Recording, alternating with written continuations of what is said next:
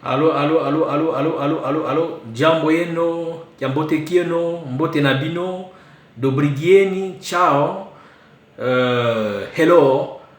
Bisika nyonso bozali bolanda biso, bozali na kata chaîne à télévision Congo avec K243 TV. Ya bino ndeko Congo azali wana micro.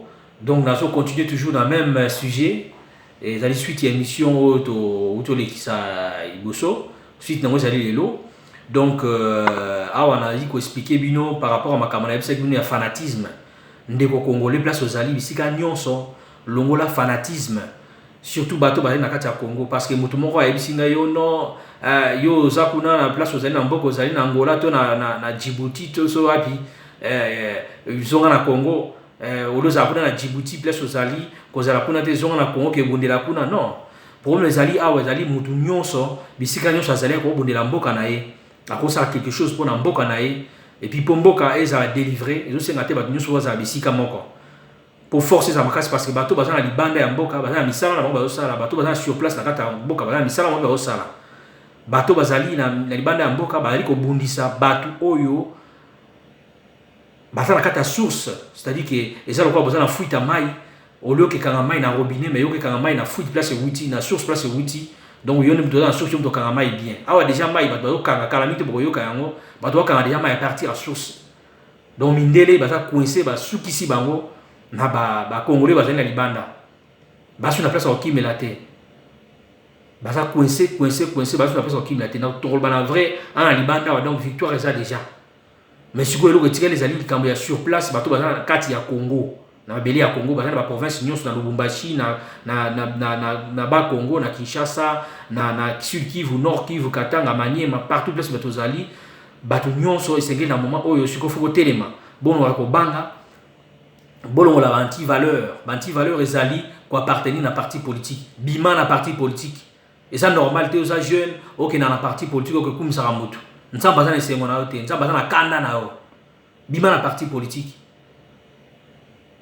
bima na église boutique ok soutenir pasteur on dit même pas ba mabe ya pasteur na so mabe ya pasteur no ke bunda bima na église boutique ozali ba ko lia mbongo nyonso bima na ba parti politique ozali ko kumisa tango nyonso nazoka mala na bato mingi omona akiaki manifester na balabala parce que bakangi mutu moko songolo ya politique parce que mutu moko ya politique asali bona boy bata politique bazali ba menteur depuis longtemps ba échoué na mission na bango parti politique na kati ya Congo ici échoué na mission na bango parti politique ko za solution te pour na Congo tout comme élection pe na stade to comme lelo ko za élection te ko za solution pour na Congo pourquoi parce que bato na baza ba menteur et ça makambo c'est le plus grave na kati ya mboka ba parti musu ya RDC zali prise na kati ba paya soke na parti ya mboko zali pembeni ya bandundu bangolais bazwa yango ba exploiter yango mutalo ba te teno sa drapeau na bango OK na pembeni na Zambie na frontière entre Zambie et RDC bazui yango mutalo ba ba homme politique nyo so silence radio même bato ba journaliste ba chaîne à télévision mutu moko te akendaka akelo bana bino ke bona ba bazani na kata distraction. Ah non, Rosa Malonga, ah Malonda, à cause de la président de la Sénité, mais non, ça c'est du pipi de chat, ça, c'est rien du tout.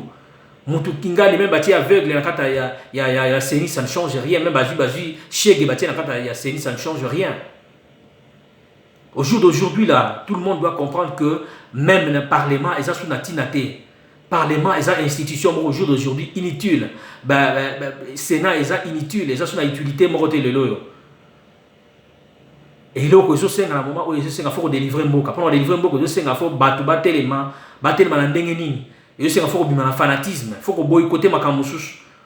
Au moins homme politique a outil poto, a qui vivre la famille na ye, a qui olia na ye kuna, a tondi, a zongi, a tiembo na compte na ye na banque, a qui tiembo na Suisse, a ye zongi na ye boke ton de bina aéroport, boke ça ni.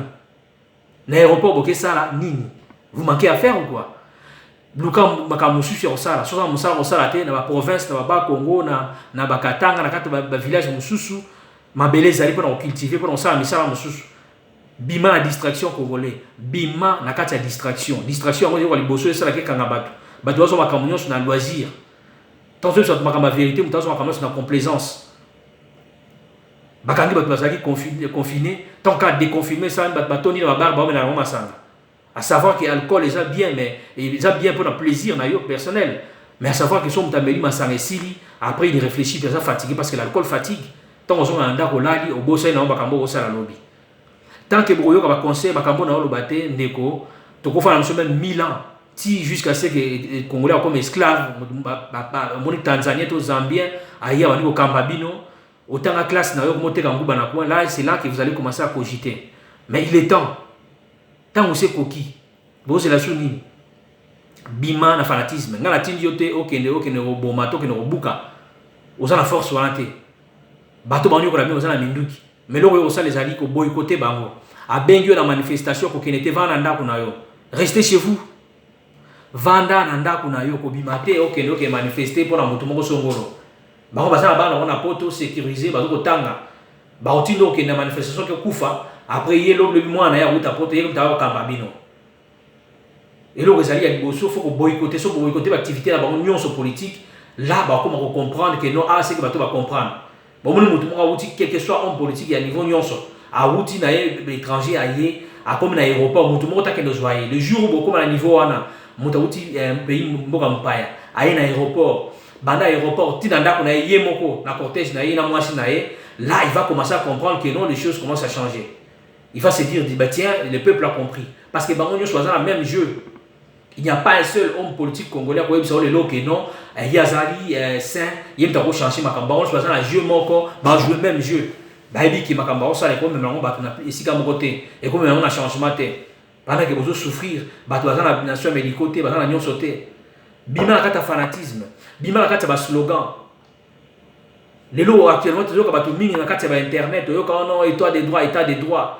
Nous l'état de droit en marche, ndeko. Congo est un état de droit. Il faut corriger la phrase. Nous voulons l'état des droits. Tolingi état des droits. Nous sommes dans un état de droit. État des droits est un ligne. Il faut définir comme slogan. Même si vous avez un homme politique congolais, état des droits, mais expliquer bien nous noter. Bato batangi soi-disant la classe à l'université à droit. Mon côté qui est dans la même chose, maman il y a quartier, ba côté classe c'était, à ce droit est un ligne. Ndeko, état des droits dans le comité. État des droits, définition le droit pour tous. Le droit pour tous. Il y a une définition état des droits. Droit pour tous, c'est Nikobani. Et Nikolobake, justice pour tous. Au Sali Kambo, ministre a violé moi nanayo, boké la justice, yoza la raison, bolongi me procès wana. Il y a un état des droits. La justice pour tous. Le droit pour tous, c'est ça en gros la définition état de droit. OK, musikate na bato batang ba classe ba ko sabi batang ba classe à mémoriser makambo batang c'est na prof nae soit ya zo cogiter on va zo répéter on comme perroquet azo ko sabi no mais état de droit définition ya ngwana. État de droit ezali soins médicaux pour tous. Obeli au hôpital ba soigner au félé sur ça na bon côté. Ya on va bien état de droit. État de droit ezali classe exemple na mutunyos.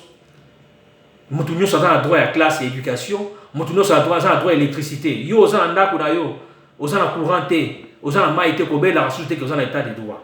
État de droit c'est que oza na mai na ndako, tango nyonso, oza na courant na ndako, tango nyonso, oza na besoin de transport au mati au pays, oza na banzela ozo tambola na biloko, oza na posa ko lia ole na tongo, ole na milieu, ole na boka, yango ba benga état de droit. Donc bana lelo na kangi munoko na yo. Tais-toi. Yo tozo ba état de droit, état de droit, état de droit. Oza sur état de droit te. Nous comme un état de droit. Le nous voulons l'état de droit. Soit la définition de l'état de droit, il y a une définition. L'état de droit, dans chaque quartier, il y a Congo, il faut baser dans chaque ville, chaque quartier, il faut baser dans la bibliothèque. Moutounio, c'est un temps qui est dans la bibliothèque. Il y a un félé, sur un bon côté. Il y a un foot en bon moukier, sur un mois à Boujouaming. Moutounio, c'est un droit à loisir. Dans chaque quartier, il fallait un centre à loisir. Il fallait un parc, il fallait un terrain à footer, construit par l'État. Aménagé par l'État. Il y a un état de droit. Quand on a ajouté l'état de droit, érosion ça dans le quartier na yo. Mutawa intervenir à zate banda ko na yeki. Ozuka état de droit, état de droit, état de droit ya wapi. Tika ko kanga état de droit, nous voulons l'état de droit. Sur ça la bongo tendeko, yo mozo mitia na libulu. Ouais ça par une solution à proposer que bino po était bonne délivrance ya mboka et ya mbamba. Tant que vous continuez toujours à diviniser bato. Vous commencez une personne, vous mettez la personne à la place de Dieu. Franchement, beaucoup en même temps 3000 ans et leur moitié ont changé ça. longola ko diviniser bato longola système d'ailleurs comme ça mutu ndola nzambe so même mutu politique parce que yo za mutu ya parti wana comme c'est lokola Dieu na yo comme l'autre fois sur la mutu moko ya tanga mingi na ebisi mais est-ce que ebi likambo bona boye tout ça poser question ebisi nga yo non na za prêt ya kufa pona mutu wana tangi mingi za universitaire ebisi nga za prêt ya kufa pona homme politique. C'est triste pour le Congo, c'est très triste pour le Congo. Yango wana nde na ebisa bino ke tango ekoki délivrance à Congo etikaka 3 mètres. Mais bakangi yango eza ba Congolais bango moko biso mo ba Congolais to kangi yango surtout ba Congolais ba sur place na kati ya Congo. Donc bima na fanatisme, bima na koza na kati ya parti politique, bima na église ezali boutique bazo ko samina butu moi. Tango bimi na biloko nyonso na bima na kati ya alcool komela masanga milangwa, bima na milangwa ndeko. Bima na milangwa, tant qu'on a toujours na milangwa, on doit réfléchir bien, on a toujours parce que milangwa, les gens par exemple la stratégie, oyo ba yini ba koti la kata mboka, ba sopi yango epai na epai, ba bar eza epai na epai pour distraire de façon que on comprendre makambo za liboso te. So tu ko yo kango te, ti yo ko vieillir au masuki ya pembe aux kata parents na 60 ans, ti peut à vie les kika même parce que on vit pas éternellement, on vit pour un temps. Mokoni no ko vivre, mokoni no ko lia matin midi soir, mokoni no ko lia makina tango lokola mwana ministre. C'est ça qu'on appelle l'état de droit. L'état de droit, c'est ceux qui ont déjeuné à Tongo, voisin n'ont pas déjeuné. Ministre a déjeuné à Tongo, il peut déjeuner. C'est ça qu'on appelle l'état de droit. L'état de droit, c'est slogan T. Donc, bima na fanatisme,